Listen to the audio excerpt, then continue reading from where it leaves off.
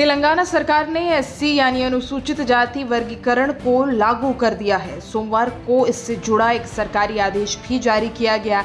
ये जानकारी राज्य के सिंचाई मंत्री एन उत्तम कुमार रेड्डी ने दी।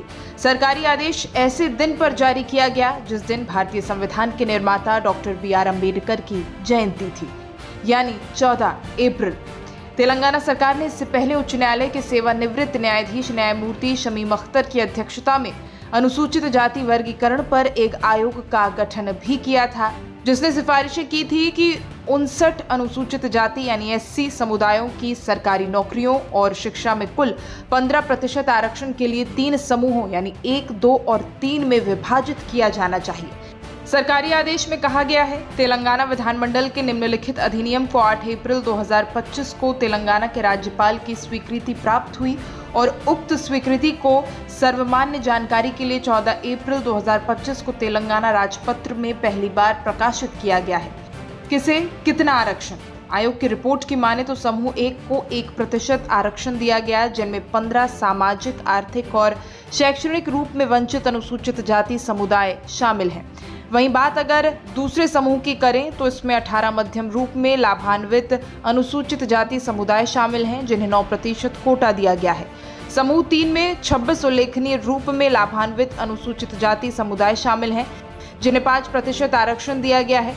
अनुसूचित जाति वर्गीकरण पर एक उप समिति के प्रमुख एवं मंत्री रेड्डी ने संवाददाता सम्मेलन को संबोधित करते हुए कहा कि सरकारी आदेश की पहली प्रति आज सुबह मुख्यमंत्री ए रेवंत रेड्डी को दी गई। उन्होंने संवाददाताओं से बातचीत में कहा, आज से इसी क्षण तेलंगाना में रोजगार और शिक्षा में एससी वर्गीकरण लागू किया जाएगा। हमने इस संबंध में एक सरकारी आदेश जारी किया है और इसकी पहली प्रति मुख्यमंत्री को दे दी है। रेड्डी ने आगे कहा, उच्चतम न्यायालय के फैसले के बाद एससी वर्गीकरण लागू करने वाला तेलंगाना पहला राज्य है। मंत्री ने आरोप लगाया कि तेलंगाना में पूर्ववर्ती सरकारों ने वर्गीकरण के लिए प्रस्ताव पारित करने तक ही खुद को सीमित रखा और कभी इस पर आगे नहीं बढ़ी। उन्होंने ये भी कहा कि राज्य सरकार में अब नौकरी के लिए सभी रिक्तियों को एससी के लिए उपवर्गीकरण के अनुसार भरा जाएगा।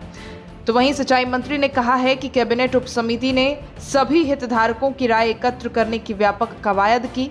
उन्होंने ये भी कहा कि अगर 2026 की जनगणना में एससी की आबादी बढ़ती है तो उसके लिए आरक्षण भी उसी के अनुसार बढ़ेगा।